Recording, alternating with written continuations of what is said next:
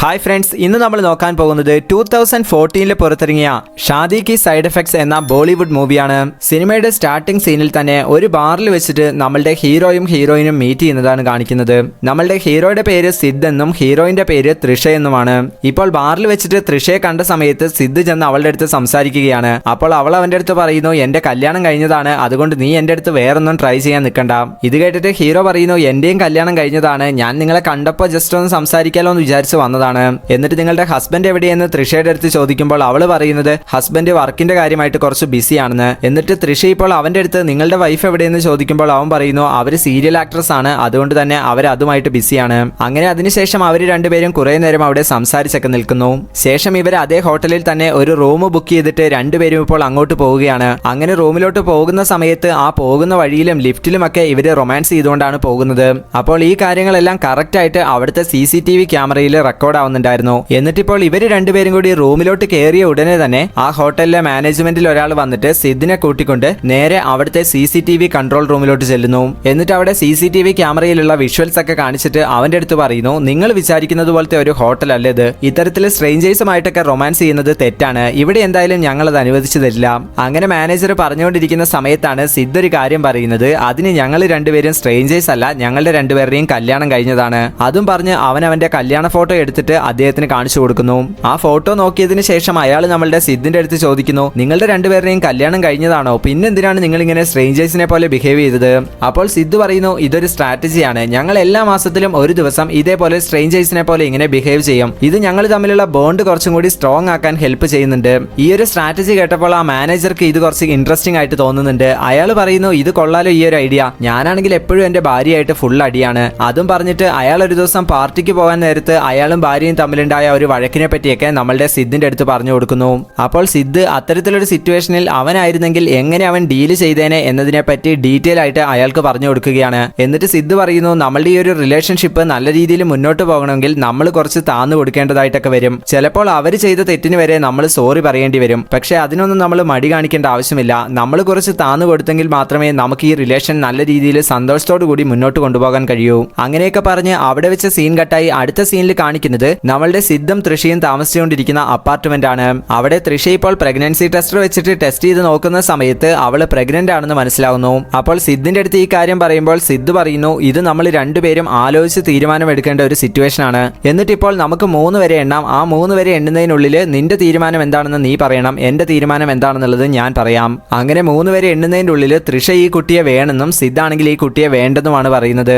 എന്നിട്ട് സിദ് ഇപ്പോൾ അവളുടെ അടുത്ത് എക്സ്പ്ലെയിൻ ചെയ്ത് കൊടുക്കുകയാണ്, അതായത് നമ്മളുടെ ഫിനാൻഷ്യൽ സിറ്റുവേഷൻ ഇപ്പൊ അത്ര നിലയിലൊന്നുമല്ല, നമുക്ക് ഒരുപാട് EMIയും കാര്യങ്ങളൊക്കെ അടച്ചു പോകാനുണ്ട്. സോ ഈ ഒരു സിറ്റുവേഷനിൽ ഒരു കുട്ടിയും കൂടി വന്നു കഴിഞ്ഞാൽ നമുക്കത് താങ്ങാൻ കഴിയില്ല. അങ്ങനെ ഇപ്പോൾ രണ്ടുപേരും കൂടി എന്നാൽ ഇത് അബോർട്ട് ചെയ്യാമെന്ന് വിചാരിച്ച് ഹോസ്പിറ്റലിൽ ചെല്ലുന്ന സമയത്താണ് അവിടെ ഒരു സ്ത്രീക്ക് 4 കുട്ടി ജനിച്ചതായിട്ട് ഇവർ അറിയുന്നത്. അപ്പോൾ ആ സ്ത്രീയുടെ ഹസ്ബൻഡ് ഹീറോയുടെ അടുത്ത് വന്നിട്ട് പറയുന്നു, ഫിനാൻഷ്യൽ സിറ്റുവേഷൻ റെഡി അല്ലാത്തത് കൊണ്ട് ആദ്യത്തെ പ്രസവം വേണ്ടെന്ന് വെച്ചതാണ്. പിന്നെ കുട്ടികൾ വേണമെന്ന് വിചാരിച്ച സമയത്ത് വൈഫിന്റെ ഫിസിക്കൽ കണ്ടീഷൻസ് അത്ര നല്ലതൊന്നും ആയിരുന്നില്ല. അതുകൊണ്ട് തന്നെ ടെസ്റ്റ് ട്യൂബ് ബേബി ഒക്കെ ചെയ്തിട്ട് ഇപ്പോൾ ഒറ്റ പ്രസവത്തിൽ തന്നെ 4 കുട്ടികളാണ് ജനിച്ചിരിക്കുന്നത്. ശരിക്കും ആദ്യത്തെ പ്രസവം അബോർട്ട് ചെയ്തത് ഒരു ബാഡ് ഡിസിഷൻ ആയിരുന്നു. അപ്പോഴാണ് സിദ്ദിന് തോന്നുന്നത്, ഇതേപോലത്തെ ഒരു അവസ്ഥ നമുക്കുണ്ടായി കഴിഞ്ഞാൽ അതെന്തായാലും ഹാൻഡിൽ ചെയ്യാൻ പറ്റില്ല, അതിലും ഭേദം ഇപ്പത്തെ ഈ ഒരു പ്രഗ്നൻസി അബോർട്ട് ചെയ്യാതിരിക്കുന്നതാണ് നല്ലത്. അങ്ങനെ ഇപ്പോൾ തൃഷയെ ട്രീറ്റ്മെന്റ് ചെയ്തുകൊണ്ടിരിക്കുന്ന അവിടേക്ക് ചെന്നിട്ട് അവൻ പെട്ടെന്ന് തന്നെ അബോർട്ട് ചെയ്യേണ്ടെന്ന് പറയുന്നു. ഇത് കേട്ടപ്പോഴേക്കും തൃഷയ്ക്ക് വല്ലാതെ സന്തോഷമാകുന്നുണ്ട്. കാരണം അവളുടെ ആഗ്രഹം എന്താണെന്ന് വെച്ച് കഴിഞ്ഞാൽ കുട്ടി ജനിക്കണമെന്ന് തന്നെയായിരുന്നു. അങ്ങനെ അവളിപ്പോൾ സന്തോഷത്തോടു കൂടി വന്ന് നമ്മളുടെ ഹീറോയെ ഹഗ് ചെയ്യുകയാണ്. അങ്ങനെ തൃഷ ഇപ്പോൾ ഈ കാര്യം വീട്ടിൽ പറയാമെന്ന് വിചാരിച്ചിട്ട് നേരെ അവളുടെ വീട്ടിലോട്ട് ചെല്ലുന്ന സമയത്ത് അവളുടെ അമ്മ അവളുടെ അടുത്ത് ചോദിക്കുന്നുണ്ട്, ഇപ്പൊ ഇതിന്റെയൊക്കെ ആവശ്യം ഉണ്ടായിരുന്നോ, ആദ്യം നിങ്ങളുടെ ഫിനാൻഷ്യൽ സിറ്റുവേഷനൊക്കെ ഒന്ന് ഡെവലപ്പ് ആക്കുകയല്ലായിരുന്നോ വേണ്ടത്?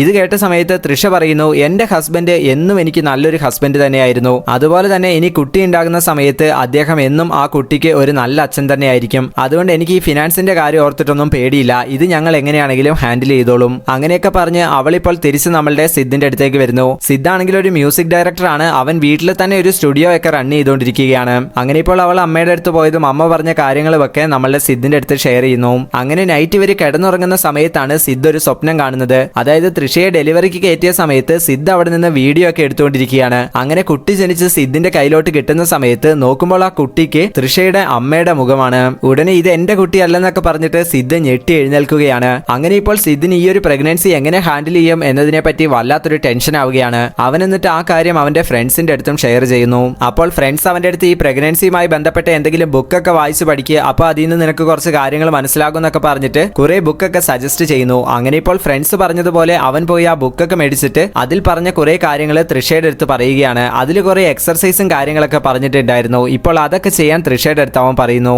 എന്നാൽ തൃഷ പറയുന്നു, എന്നെ കൊണ്ട് ഈ ബുക്കിൽ പറഞ്ഞ എക്സർസൈസ് ഒന്നും ചെയ്യാൻ കഴിയില്ല, എന്റെ അവസ്ഥ എന്താണെന്ന് നിനക്ക് അറിയില്ല, നിനക്ക് ഇങ്ങനത്തെ ഒരു സിറ്റുവേഷൻ വന്നാലേ നിനക്കൊക്കെ മനസ്സിലാവുള്ളൂ. ഇത് കേട്ടിട്ട് സിദ്ധാണെങ്കിൽ എന്നാ പിന്നെ എന്റെ അടുത്തൊരു ഐഡിയ ഉണ്ടെന്ന് പറഞ്ഞിട്ട് ഒരു വലിയ വാട്ടർ ബലൂണിൽ നിറച്ചും വെള്ളം നിറച്ചിട്ട് അത് അവന്റെ വയറ്റിൽ ഇങ്ങനെ കെട്ടിവെച്ചിട്ട് അവളുടെ കൂടെ അവൻ എക്സർസൈസ് ഒക്കെ ചെയ്യുന്നു. അങ്ങനെ ഇവൻ ഈ ചെയ്യുന്ന കാര്യങ്ങളൊക്കെ കണ്ടിട്ട് തൃഷയ്ക്ക് ഭയങ്കര സന്തോഷമാവുകയാണ്. അങ്ങനെ ഇപ്പോൾ അതിനുശേഷം ഇവർ രണ്ടുപേരും ഇങ്ങനെ സംസാരിച്ചുകൊണ്ടിരിക്കുമ്പോഴാണ് തൃഷയ്ക്ക് പെട്ടെന്ന് പെയിൻ ആവുന്നത്. അങ്ങനെ ഇപ്പോൾ ഹോസ്പിറ്റലിൽ കൊണ്ടുപോയി അതിനുശേഷം അവർക്കൊരു പെൺകുട്ടി ജനിക്കുകയാണ്. അവൾക്ക് അവര് മില്ലി എന്ന പേരും ഇടുന്നു. അങ്ങനെ അതിനൊക്കെ ശേഷം അവര് ഹോസ്പിറ്റലിൽ നിന്നും വീട്ടിലോട്ട് പോയിട്ട് ഒരു ദിവസം രാത്രി ഈ കുട്ടി കിടന്ന് ഭയങ്കരമായിട്ട് കരഞ്ഞുകൊണ്ടിരിക്കുകയാണ്. ആ സമയത്ത് നമ്മളുടെ തൃഷയാണെങ്കിൽ ഉറങ്ങിക്കൊണ്ടിരിക്കുകയായിരുന്നു. അതുകൊണ്ട് തന്നെ സിദ്ധ് ഇപ്പോൾ ആ കുട്ടിയുടെ കരച്ചിലൊക്കെ നിർത്താൻ വേണ്ടി ശ്രമിച്ചുകൊണ്ടിരിക്കുകയാണ്. സിദ്ധ് എന്നിട്ട് ഇപ്പോൾ തന്റെ കുട്ടിയുടെ അടുത്ത് പറയുന്നുണ്ട്, നിനക്ക് ഞാൻ എന്നും നല്ലൊരു അച്ഛനായിരിക്കുമെന്ന്. അങ്ങനെയൊക്കെ പറഞ്ഞ് സിദ്ധ് ആ കുട്ടിയെ എത്ര സമാധാനപ്പെടുത്താൻ നോക്കിയാലും കൊച്ചു കരഞ്ഞുകൊണ്ടിരിക്കുക തന്നെയാണ്. അവസാനം തൃഷ എഴുന്നേറ്റ് വന്ന് ആ കുട്ടിയെ എടുത്തതിന് ശേഷമാണ് കുട്ടി കരച്ചിൽ നിർത്തിയത്. അടുത്ത ദിവസം രാത്രി ഇവർ രണ്ടുപേരും കുട്ടിയെ തൊട്ടിലിൽ കിടത്തിയതിനു ശേഷം അപ്പുറത്തെ റൂമിൽ പോയിട്ട് റൊമാൻസ് ചെയ്യാൻ വേണ്ടി തുടങ്ങുമ്പോഴേക്കും കൊച്ചു കരഞ്ഞത് കൊണ്ട് അവൾ ആ കുട്ടിയെ എടുത്തുകൊണ്ട് വന്ന് ഇവരുടെ നടുക്ക് കിടത്തുന്നു. അങ്ങനെ ഇപ്പോൾ പോകെ പോകെ നമ്മളുടെ സിദ്ധിന്റെ ഹാപ്പിനെസ് ഇങ്ങനെ കുറഞ്ഞുകൊണ്ടിരിക്കുകയാണ്. അടുത്ത ദിവസം എന്നിട്ട് ഇവരിടയ്ക്കിടയ്ക്ക് ചെയ്യാറുള്ളത് പോലെ സ്ട്രേഞ്ചേഴ്സ് ആയിട്ട് മീറ്റ് ചെയ്യാമെന്നൊക്കെ പറഞ്ഞിട്ട് കുട്ടിയെ തൃഷയുടെ അമ്മയുടെ അടുത്ത് ഏൽപ്പിച്ചിട്ട് ഇവരിങ്ങനെ ഒരു ബാറിൽ പോയിട്ട് സ്ട്രേഞ്ചേഴ്സിനെ പോലെ മീറ്റ് ചെയ്യുന്നു. എന്നാൽ ആ സമയത്ത് കൂടി തൃഷ എന്താണ് ചെയ്യുന്നതെന്ന് വെച്ചിട്ടുണ്ടെങ്കിൽ അവൾ ഫോൺ എടുത്ത് അവളുടെ അമ്മയെ വിളിച്ചിട്ട് കുട്ടി എന്തെടുക്കുന്നു എന്നൊക്കെ ചോദിച്ച് അവൾക്ക് അപ്പോഴും കുട്ടിയുടെ ഓർമ്മകൾ തന്നെയാണ്. അപ്പോൾ സിദ്ധിന് വല്ലാതെ ദേഷ്യം വരുന്നുണ്ട്. നീ ഏത് നേരം കുട്ടി കുട്ടി എന്ന് പറഞ്ഞ് നടക്കാതെ എന്റെ കൂടെ കുറച്ച് സമയമെങ്കിലും സ്പെൻഡ് ചെയ്യും. അങ്ങനെയൊക്കെ സിദ്ധു പറഞ്ഞ സമയത്ത് അവൾ കുറച്ച് ടൈം അവന്റെ കൂടെ ജോളിയായിട്ട് സ്പെൻഡ് ചെയ്യുന്നു. അടുത്ത ദിവസം സിദ്ധ് അവന്റെ ഫ്രണ്ടിന്റെ ഒരു പാർട്ടിക്ക് പോകാൻ വേണ്ടി അവളെ വിളിച്ച സമയത്ത് അവൾ പറയുന്നു, എനിക്ക് എപ്പോഴും കുട്ടിയെ ഇങ്ങനെ കൊണ്ടുപോയിട്ട് അമ്മയുടെ അടുത്ത് വിടാൻ പറ്റില്ല, അതുകൊണ്ട് നീ ഒറ്റയ്ക്ക് പാർട്ടിക്ക് പോയാൽ മതി. അങ്ങനെ ഇപ്പോൾ സിദ്ധ് ആ പാർട്ടിക്ക് പോയിട്ട് ഒരുപാട് ലേറ്റ് ആയിട്ടാണ് വീട്ടിലോട്ട് വരുന്നത്. അങ്ങനെ വീട്ടിലോട്ട് വന്ന് കയറിയ സമയത്ത് ഇത്രയും ലേറ്റ് ആയതിന് അവൾ അവന്റെ അടുത്ത് വല്ലാതെ ദേഷ്യപ്പെടുന്നു. എന്നിട്ട് സിദ്ധിന്റെ അടുത്ത് ഇനി ഇതേപോലെ പുറത്ത് പാർട്ടിക്കൊന്നും പോകണ്ടെന്നും അവൾ പറയുന്നുണ്ട്. അപ്പോൾ ഇനി പുറത്ത് പാർട്ടിക്ക് പോകാൻ പറ്റാത്തത് കൊണ്ട് സിദ്ധ് തന്റെ ഫ്രണ്ട്സിനെയൊക്കെ വീട്ടിലോട്ട് വിളിച്ചു വരുത്തി അവരെല്ലാവരും കൂടി എൻജോയ് ചെയ്തുകൊണ്ട് നിൽക്കുന്ന സമയത്ത് ഇങ്ങനെ ശബ്ദം ഉണ്ടാക്കി കഴിഞ്ഞാൽ അത് കുട്ടിക്ക് ഡിസ്റ്റർബൻസ് ആണെന്ന് പറഞ്ഞിട്ട് തൃഷ അവരെ എല്ലാവരെയും അവിടെ നിന്ന് പറഞ്ഞു വിടുന്നു. അങ്ങനെ ഇരിക്കെ ഒരു ദിവസം അവരുടെ ഒരു ഫാമിലി ഫംഗ്ഷന് പോയി പങ്കെടുക്കുന്ന സമയത്ത് ആരാണ് ബെസ്റ്റ് ഫാദർ എന്ന് കണ്ടുപിടിക്കാൻ വേണ്ടിയിട്ട് ഒരു കോമ്പറ്റീഷൻ നടത്താന്ന് അവിടെയുള്ളവർ പറയുന്നു. എന്നിട്ട് കുറെ ചോക്ലേറ്റ്സ് ഒക്കെ ഇങ്ങനെ നിലത്തേക്ക് ഇട്ടിട്ട് ഏറ്റവും കൂടുതൽ ചോക്ലേറ്റ്സ് കളക്ട് ചെയ്ത് തന്റെ കുട്ടിക്ക് കൊടുക്കുന്നവരാണ് ഏറ്റവും ബെസ്റ്റ് ഫാദർ എന്ന് പറഞ്ഞിട്ട് ഇവര് മത്സരിക്കാൻ തുടങ്ങുകയാണ്.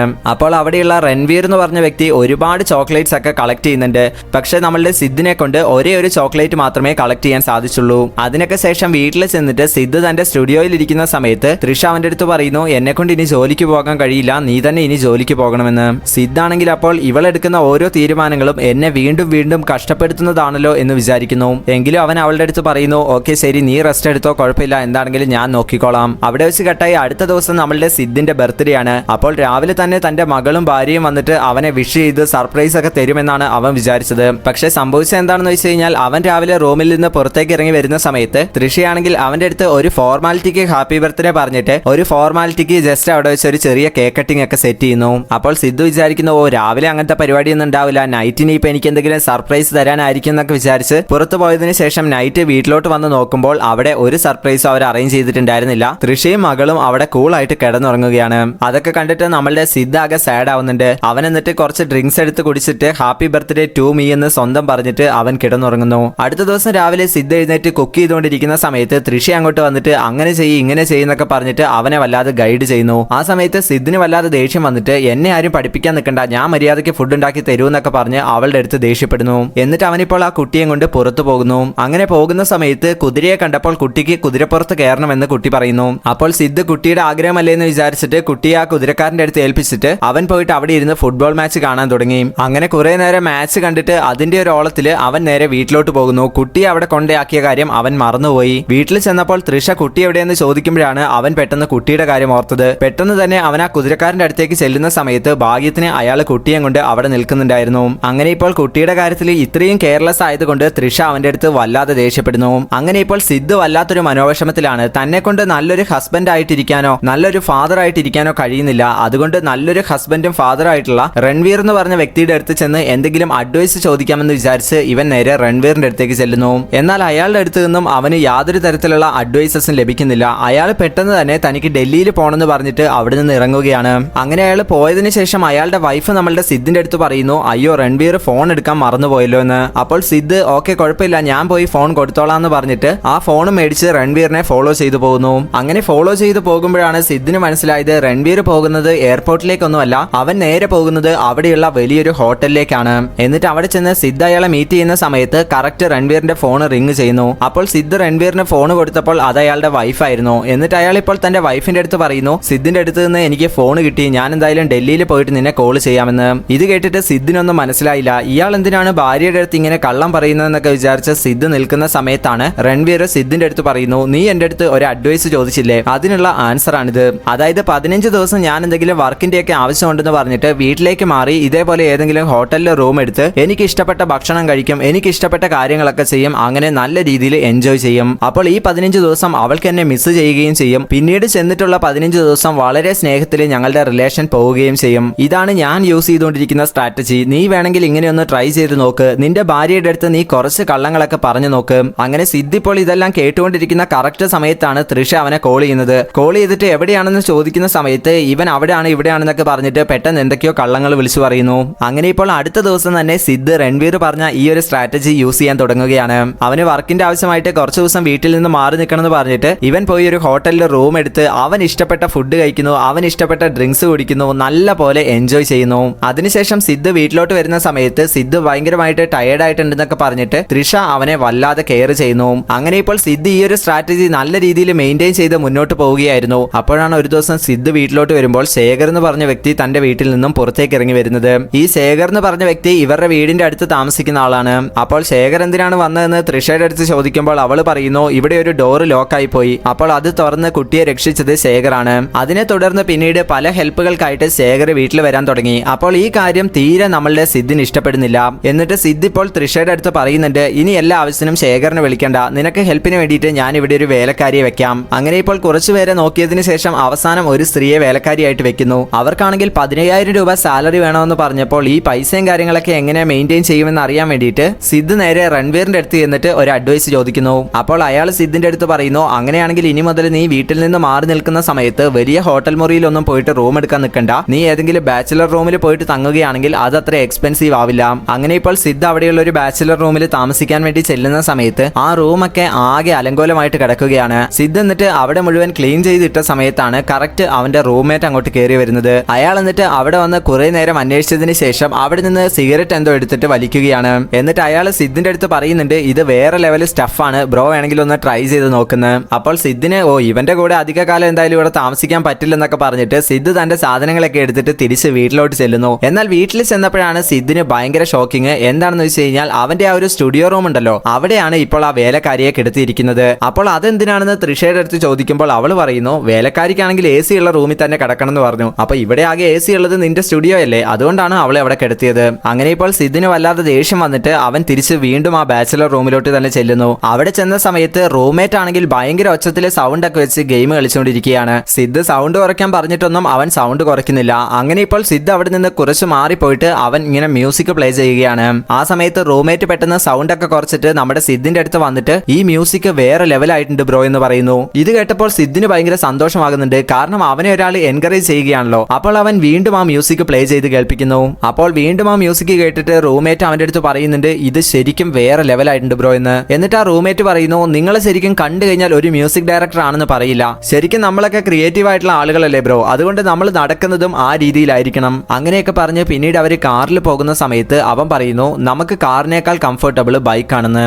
അങ്ങനെ ഇപ്പോൾ സിദ്ധ് പോയിട്ട് ഒരു ബൈക്കൊക്കെ നോക്കിയിട്ട് ആ ബൈക്കും എടുത്തുകൊണ്ട് നേരെ നമ്മളുടെ തൃഷയുടെ അടുത്തേക്ക് ചെല്ലുന്നു. അപ്പോൾ തൃഷ എന്നോട് ചോദിക്കാതെ ബൈക്ക് മേടിച്ചോ എന്നൊക്കെ ചോദിക്കുമ്പോൾ അവൻ പറയുന്നു, ഇത് ഞാൻ മേടിച്ചിട്ടില്ല, ഞാൻ ടെസ്റ്റ് ഡ്രൈവിന് വേണ്ടി എടുത്തുകൊണ്ട് വന്നതാണ്, വാ നമുക്കൊരു റൈഡ് പോകാം. എന്നാൽ ആ സമയത്ത് തൃഷ ഓക്കെ ശരി ഞാൻ ഇപ്പൊ പോയിട്ട് കുട്ടിയെ കൂട്ടിയിട്ട് വരാന്ന് പറഞ്ഞിട്ട് അവള് കുട്ടിയെ എടുക്കാൻ വേണ്ടി അകത്തോട്ട് പോകുന്നു. ഇപ്പോൾ സിദ്ധിന് വല്ലാതെ ദേഷ്യം വരുന്നുണ്ട്. ഇപ്പൊ പോയിട്ട് കുട്ടീനെ കൂട്ടിയിട്ട് വരും, പിന്നെ കുട്ടിയുടെ ബൊമ്മ, കുട്ടിയുടെ സാധനങ്ങള് അതെല്ലാം എടുത്തിട്ട് വരും, പിന്നെ ചിലപ്പോൾ കുട്ടിയെ നോക്കാൻ വേണ്ടിയിട്ട് ഇനി ആ വേലക്കാരിനെയും കൂട്ടിയിട്ട് വരുമോ എന്നൊക്കെ വിചാരിച്ച് സിദ്ധിനാകെ ദേഷ്യം വരുന്നു. അവിടെ വെച്ച് കട്ടായി അടുത്ത സീനിൽ കാണിക്കുന്നത് സിദ്ധ് ഇപ്പോൾ തന്റെ ആ ബാച്ചിലർ റൂമിൽ താമസിക്കുന്നതും ആ സമയത്ത് തൃഷയ്ക്ക് അവനെ വല്ലാതെ മിസ് ചെയ്യുന്നതായിട്ട് ഫീൽ ചെയ്യുന്നതുമാണ്. അങ്ങനെ കുറച്ച് ദിവസങ്ങൾക്ക് ശേഷം സിദ്ധ് തിരിച്ച് വീട്ടിലോട്ട് വരുമ്പോൾ അവൾ അവന്റെ അടുത്ത് നല്ല സ്നേഹത്തിൽ പെരുമാറുന്നു. എന്നിട്ടിപ്പോൾ രണ്ടുപേരും കൂടി പ്രൈവറ്റ് സ്പേസിലോട്ട് പോകാൻ പോകാമെന്ന് വിചാരിക്കുന്ന സമയത്ത് സിദ്ധ് പ്രൊട്ടക്ഷൻ എടുക്കാൻ തുടങ്ങുമ്പോൾ അവള് പറയുന്നു പ്രൊട്ടക്ഷൻ ഒന്നും വേണ്ട, നമുക്ക് ഒരു കുട്ടി കൂടി ആകാമെന്ന്. അപ്പോൾ സിദ്ധ് ആകെ ഷോക്കായിട്ട് ഇനിയും ഒരു കുട്ടി കൂടിയോ, അതൊന്നും പറ്റില്ല, ഇപ്പൊ ഉള്ളതിനെ തന്നെ മെയിൻറ്റെയിൻ ചെയ്യാൻ പറ്റുന്നില്ലെന്നൊക്കെ സിദ്ധ് പറയുന്നു. എന്നാൽ അവൾ പറയുന്നു ഇതാണ് കറക്റ്റ് ആയിട്ടുള്ള സമയം, കാരണം നമ്മളുടെ ഇപ്പോഴുള്ള കുട്ടിക്ക് ഒരു സിബ്ലിങ്ങിനെ ആവശ്യമാണ്, അതുകൊണ്ട് തന്നെ ഒരു കുട്ടിയുടെ ആവശ്യകത ഇപ്പോഴാണുള്ളത്. എന്നാൽ ഇതൊക്കെ കേട്ടിട്ട് നമ്മളുടെ സിദ്ധ് അതിന് സമ്മതിക്കുന്നേയില്ല. അങ്ങനെ ഇപ്പോൾ നാളുകൾ മുന്നോട്ട് പോയി സിദ്ധ് തന്റെ ആ ഒരു ബാച്ചിലർ റൂമിൽ നല്ല സമാധാനത്തോടു കൂടി അവന്റെ കാര്യങ്ങളൊക്കെ ചെയ്യുന്നു. അതുപോലെ തന്നെ നല്ലൊരു ഫാമിലി മാൻ ആയിട്ടും ഇരിക്കുന്നു. അങ്ങനെ നല്ല രീതിയിൽ കാര്യങ്ങൾ മെയിൻറ്റെയിൻ ചെയ്ത് മുന്നോട്ട് പോവുകയാണ്. അപ്പോഴാണ് ഇവരുടെ മകളുടെ ഒരു സ്റ്റേജ് പ്രോഗ്രാം ഉള്ള ദിവസം വരുന്നത്. എന്നാൽ ആ സമയത്ത് പെട്ടെന്ന് തന്നെ സിദ്ധിനൊരു അർജൻസി വന്നിട്ട് അവൻ ഒരു സ്ഥലത്തോട്ട് പോവുകയാണ്. എന്താണ് സംഭവം എന്ന് വെച്ച് കഴിഞ്ഞാൽ സിദ്ധിന്റെ റൂംമേറ്റ് ഉണ്ടല്ലോ, അവനൊരു അപകടം പറ്റിയിട്ട് അവൻ ഹോസ്പിറ്റലിൽ കിടക്കുകയാണ്. എന്താണ് പറ്റിയതെന്ന് വെച്ചിട്ടുണ്ടെങ്കിൽ അവനൊരു സ്ത്രീയുമായിട്ട് പ്രൈവറ്റ് സ്പേസിലോട്ട് പോകാൻ തുടങ്ങിയപ്പോഴാണ് കറക്റ്റ് ആ സ്ത്രീയുടെ ഹസ്ബൻഡ് അങ്ങോട്ട് വന്നത്. പെട്ടെന്ന് അവിടെ നിന്ന് എസ്കേപ്പ് ആവാൻ വേണ്ടി അവിടെ നിന്ന് ജനൽ വഴി ചാടിയിട്ട് ബൈക്കും എടുത്തിട്ട് പോകുന്ന സമയത്താണ് ആക്സിഡന്റ് ഉണ്ടായത്. അപ്പോൾ സിദ്ധ് അവന്റെ അടുത്ത് നിന്നെ കാണാൻ വേണ്ടിയിട്ട് നിന്റെ അമ്മയും അച്ഛനും ഒന്നും വന്നില്ല എന്ന് ചോദിക്കുമ്പോൾ അവൻ പറയുന്നു അമ്മയും അച്ഛനും വന്നു കഴിഞ്ഞാൽ അവരതും ഇതൊക്കെ പറഞ്ഞുകൊണ്ടിരിക്കും, അതിന്റെ ഒന്നും ആവശ്യമില്ല, ഇപ്പൊ എനിക്ക് നീ ഉണ്ടല്ലോ, നീ എന്റെ ഫാമിലി പോലെയാണെന്നൊക്കെ അവൻ പറയുന്നു. ഇതേ സമയത്ത് മകളുടെ സ്റ്റേജ് പെർഫോമൻസ് നടക്കുമ്പോൾ സിദ്ധ് അവിടെ ഇല്ലാത്തത് കൊണ്ട് തൃഷ ഭയങ്കര വിഷമത്തിലാണ്. ഇതേ സമയത്ത് സിദ്ധ് തന്റെ റൂംമേറ്റിന്റെ അടുത്ത് അവൻ ബാച്ചിലർ അല്ലെന്നും അവനൊരു ഫാമിലി ഉള്ളതുമായിട്ടുള്ള കാര്യങ്ങളൊക്കെ പറയുന്നു. എന്നിട്ട് ആ റൂംമേറ്റിന്റെ അച്ഛനെയും അമ്മയെയും വിളിച്ചിട്ട് ഇവനിങ്ങനെ ആക്സിഡന്റ് ആയ കാര്യം പറയുന്നുണ്ട്. എന്നിട്ട് സിദ്ധ് തിരിച്ച് തന്റെ വീട്ടിലോട്ട് ചെല്ലുന്നു. എന്നിട്ട് അവിടെ വീട്ടിലെ ജോലി ചെയ്യുന്ന ആ വേലക്കാരിയെ അവൻ പിരിച്ചുവിടുകയാണ്. അപ്പോൾ വേലക്കാരിക്ക് ദേഷ്യം വന്നിട്ട് സിദ്ധിന് വേറെ ഒരു അഫെയർ ഉള്ളത് കൊണ്ടാണ് അവൻ വീട്ടിലോട്ട് വരാത്തതെന്നൊക്കെ തൃഷയുടെ അടുത്ത് പറയുന്നു. തൃഷ അപ്പോൾ എന്റെ ഹസ്ബൻഡിനെ പറ്റി നിങ്ങൾ ആവശ്യമില്ലാത്തൊന്നും പറയണ്ടെന്നൊക്കെ പറഞ്ഞ് അവരുടെ അടുത്ത് ദേഷ്യപ്പെട്ട് അവരെ പറഞ്ഞു വിടുന്നു. എന്നാൽ ഈ വേലക്കാരി ഇങ്ങനെയൊക്കെ പറഞ്ഞ സമയത്ത് സിദ്ധ് ഒന്നും മിണ്ടാതെ സൈലന്റ് ആയിട്ട് നിന്നപ്പോൾ സിദ്ധ് എന്തോ തെറ്റ് ചെയ്തിട്ടുണ്ടെന്ന് വിചാരിച്ചിട്ട് അവള് സിദ്ധിനെയും വീട്ടിൽ നിന്ന് പുറത്താക്കുകയാണ്.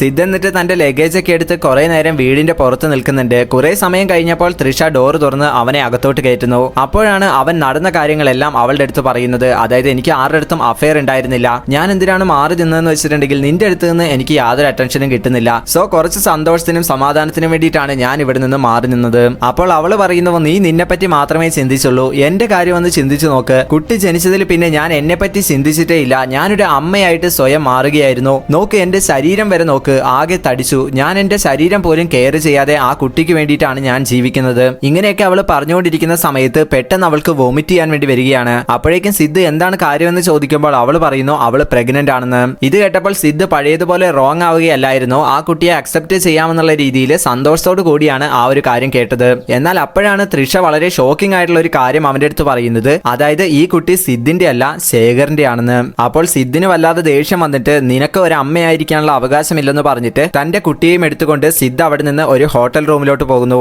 എന്നാൽ അവിടെ ചെന്ന സമയത്ത് കുട്ടിയാണെങ്കിൽ അമ്മയില്ലാത്തത് കൊണ്ട് ഭയങ്കരമായിട്ട് കരഞ്ഞുകൊണ്ടിരിക്കുകയാണ്. എന്നിട്ട് ഇപ്പോൾ കുട്ടിയെ എന്തൊക്കെയോ പറഞ്ഞ് മനസ്സിലാക്കി അവൻ കിടത്തി ഉറക്കുന്നു. അടുത്ത ദിവസം കുട്ടിയെ കൊണ്ട് അവൻ തിരിച്ച് വീണ്ടും തൃഷയുടെ അടുത്തേക്ക് ചെല്ലുകയാണ്. എന്നിട്ട് സിദ്ധ് ഇപ്പോൾ തൃഷയുടെ അടുത്ത് ചെന്ന് പറയുന്നു എനിക്ക് 10 വയസ്സുള്ളപ്പോൾ എന്റെ അച്ഛനും അമ്മയും പിരിഞ്ഞതാണ്, അവര് ഡൈവേഴ്സ് ആവാൻ എന്താണ് കാരണമെന്ന് എനിക്കറിയില്ല, അന്ന് തൊട്ട് ഇന്നേ വരെ ഞാൻ അവരില്ലാത്ത ആ ഒരു പെയിൻ അനുഭവിച്ചുകൊണ്ടിരിക്കുകയാണ്, നമ്മുടെ കുട്ടിക്ക് ആ ഒരു അവസ്ഥ വരരുത്, അതുകൊണ്ട് നമുക്ക് പിന്നെയും ഒന്നാകാം. എന്നാൽ ഇത് കേൾക്കുന്ന സമയത്ത് തൃഷ പറയുന്നു ഇനി അതെന്തായാലും സാധ്യമല്ല, കാരണം നിങ്ങളുടെ ലവിന് ഡിസേർവ് ആയിട്ടുള്ള ആളല്ല ഞാൻ. അത് കേട്ടപ്പോൾ സിദ്ധ് പറയുന്നു ഇത് നിന്റെ മാത്രം തെറ്റല്ല, നിന്നെ ഈ ഒരു അവസ്ഥയിലോട്ട് തള്ളിവിട്ടതിൽ ഞാനും ഒരു കാരണക്കാരനാണ്. അപ്പോൾ അവള് കുറച്ചു നേരം നമ്മളുടെ സിദ്ധിനെ നോക്കിയിട്ട് അവന്റെ അടുത്ത് പറയുന്നു എന്നെ കൊണ്ട് സാധിക്കില്ല, ഞാൻ എന്ത് പറഞ്ഞാലും വിശ്വസിക്കുന്ന ഒരു ഹസ്ബൻഡിന്റെ കൂടെ എന്നെ കൊണ്ട് ജീവിക്കാൻ കഴിയില്ല എന്ന്. അപ്പോഴാണ് സിദ്ധ് ഭയങ്കര ഷോക്കിംഗ് ആയിട്ട് അവളുടെ അടുത്ത് നോക്കുന്നത്.